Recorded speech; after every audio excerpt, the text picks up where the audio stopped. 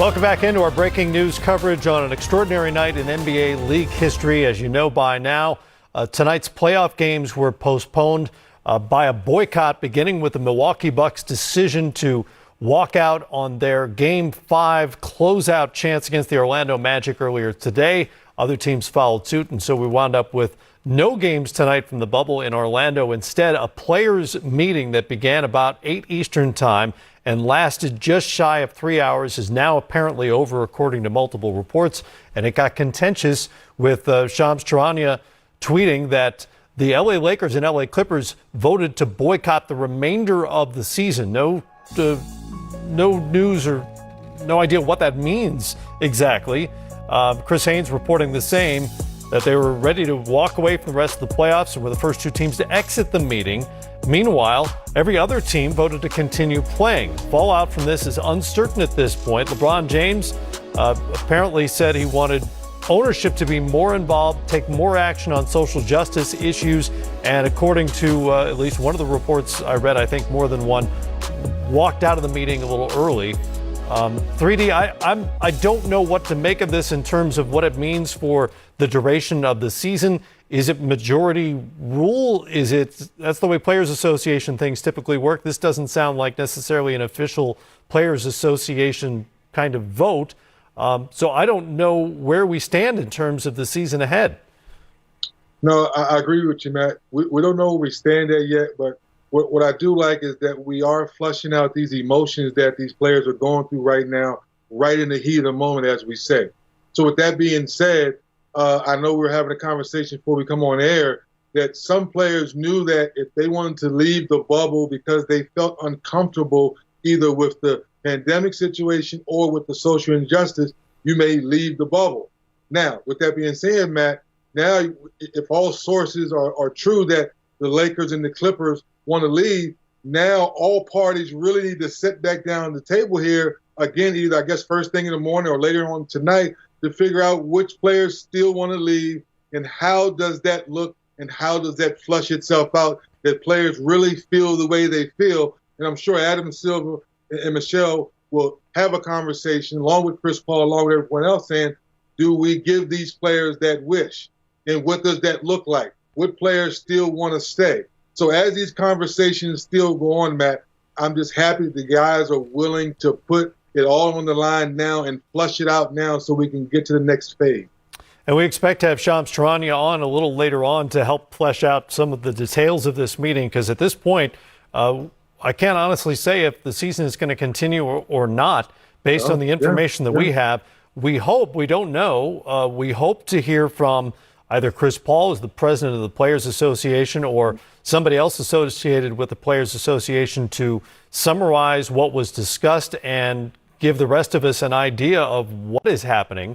I think there's a general expectation that tomorrow's games will be at minimum postponed, and then we'll see where we are on Friday. But again, at this point, we don't really know. Stephanie Reddy has been covering this extraordinary day from the bubble in Orlando, and Stephanie is with us now from the Disney Resort. Stephanie, for folks who are maybe a little late to this story, who weren't around at 4 this afternoon when this thing first started brewing with the Bucks making the decision not to come out and not to play today, can you kind of take us through the progression of what has happened today as you understand it?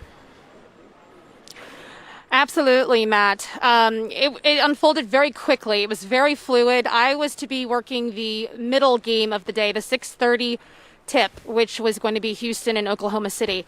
So I got to the building before 3:30 in the afternoon. Obviously, the first game, the Milwaukee-Orlando game, was supposed to tip right around 4. So as I'm in the building, I am seeing and hearing what everyone at home was seeing and hearing, because I was in a different facility, that the Orlando Magic was on the court, but the Milwaukee Bucks had not come out yet for their warm-ups. So, of course, now everyone's antenna goes up. Now, I am watching Oklahoma City players warm up with assistant coaches on my floor. In the other arena, I'm also seeing Houston Rockets assistant coaches on the bench waiting for players to come out so they can help them warm up. Then all of a sudden, it was about 4:15 when I looked at the clock when they were all still warming up. At 4:34, an assistant coach from the Thunder goes out to the court, calls the players in. They all leave the court. Houston Rockets assistant coaches go to the back. 4:39, we showed Russell Westbrook and Chris Paul, who, as you may have already mentioned, is the president of the NBPA for the Players Association. They were in a meeting together for about 10 minutes. We showed them leaving that meeting at 4:39, and then by 4:50, players were leaving the building. They were getting on their buses. The Houston Rockets bus was not there yet, so there was a bit of a delay for those players to leave, but eventually both teams did leave the building. And this was all before we heard any official word. I'm standing there in real time reporting what I'm seeing, and we had not been told officially yet that the game had been postponed. So as you can imagine, it was a bit frantic for us in the arena. Now you fast forward to tonight, and the players are supposed to be meeting starting at 8 p.m. this evening. That meeting is over, and I'm not sure if you can see behind me if there are still players walking across this bridge here, but the meeting is definitely over. My sources have told me that there were coaches in that meeting in the beginning part. The coaches were then asked to leave. It was not only head coaches, some assistant coaches were also in there. And I'm sure you've seen the reports about the teams that voted to play, teams that voted against playing. And as you stated so well, Matt Weiner, that means there's some ambiguity on what will happen with this season. Will we be proceeding? Now, I did talk to another source who told me just moments ago they were prepared to play tomorrow, and I mean Thursday, but that they have been told there will be no games on Thursday. So we will see what happens after Thursday. But that is what I have been told, that there will be no games on Thursday. Well, it's interesting, Stephanie, that timeline really amplifies that the players did not have a unified front on this, at least as of this afternoon, evidenced by the fact that the Magic were on the floor ready to play. And you mentioned the other teams for the 6:30 game were ready to play as well. It was the Bucks that started this. We had heard reports that both the Celtics and the Raptors had met together, in fact, to talk about potentially boycotting their second round series. But it was obvious that the Magic weren't in on the loop. And it amplifies the point that this is not a monolithic group. There are a variety of opinions on this.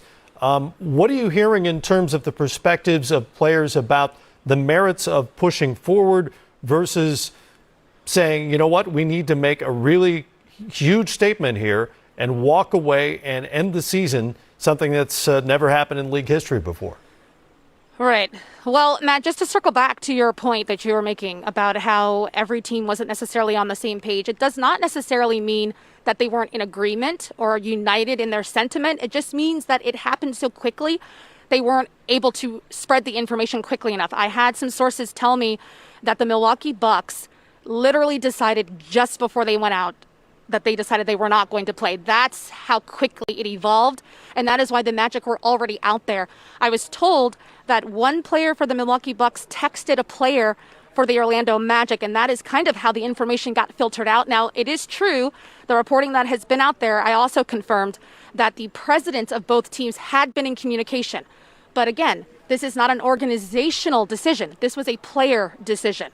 So while both organizations have come out after the fact in support of their players, this was a decision that the Milwaukee Bucks and the Orlando Magic players made to boycott this game. And the specific reason was because of the shooting in Wisconsin. Now, to circle back to your question, Matt, there has been a lot of sentiments. I mean, as you mentioned, this is not a monolithic group. This is hundreds of players, and they all have different stakes in this game. You can talk simply about the competition and not even talk about anything going on outside this bubble. And obviously, they're here to win a championship. They're also here to use their platform. That was part of the deal, if you will, coming to the bubble, because they knew it would be an extended, amplified platform so they can use their voices to try to affect change. So I think the players see the value in both. I think they see the value in doing what they did today, boycotting, stopping play, because as you know, it's been newsworthy. It wasn't just the NBA. The WNBA decided that they were not going to play their 3 games. Major League Soccer had 5 games postponed. Major League Baseball had 3 games postponed. And also, when you take a look at tennis, Naomi Osaka, she said she will not be playing tomorrow. She will also be boycotting in her semifinal match. So this has turned into quite a movement led by the NBA. No surprise, they've always been on the forefront of this. Matt, we just don't know what the end result will be. Stephanie, I have a question for you. We know George Hill has really been outspoken. We used the phrase platform, and this has been a great platform for him and Sterling Brown. Was he one of those guys for the Bucks that led the charge early in the locker room that made this spontaneous, leadership as far as not playing tonight? Have you heard that? I have not heard that specifically. And I will say this, Dennis, I think part of the story here is that the reason why there is a lot of ambiguity and a lot of uncertainty is because the players are really genuinely trying to present a united front. Even with the people that I've been in communication with, they've been very specific in not being specific, if you know what I mean. They're not saying names. They're saying we, a lot of united fronts, we stand together, those sorts of statements, which I can respect and appreciate. So I cannot answer that question specifically, but we do know, as you said, George Hill has been very vocal even before this happened. Stephanie, it's a lot to keep track of down there. We appreciate your efforts throughout the day to stay on top of it for us, and we will talk to you soon. Stephanie Reddy with us from the bubble in Orlando, where things are very much up in the air right now, 3D. Tweet from Adrian Wojnarowski a few moments ago about the Laker and Clipper votes. He writes that it was, quote, considered more of a polling than a final vote. The resumption of the playoffs still remains up in the air. That addresses the question we had off the top. What does that mean? The Clippers and Lakers voted not to continue.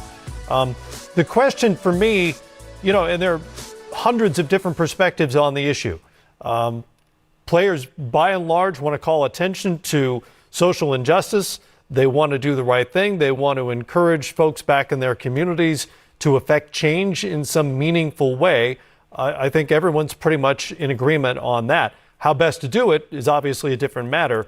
And whether there would be more impact by a day like today, where games are boycotted and the NBA is at the top of the Paul earlier today, walking away after his Game 5 was postponed. The Players Association president playing a big role in an extraordinary and unprecedented situation. We'll speak with Shams Charania next.